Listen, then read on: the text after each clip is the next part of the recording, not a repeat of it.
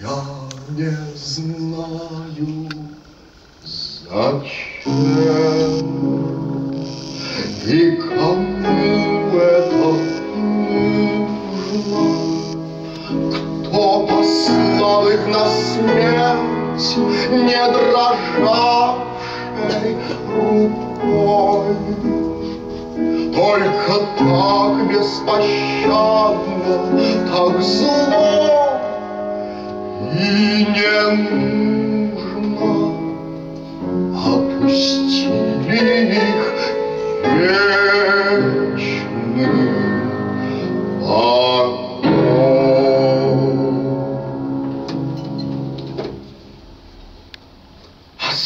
Осторожные зрители молча кутались в шубы, и какая-то женщина с искаженным лицом целовала покойника в посиневшие губы и швырнула в священника обручальным кольцом.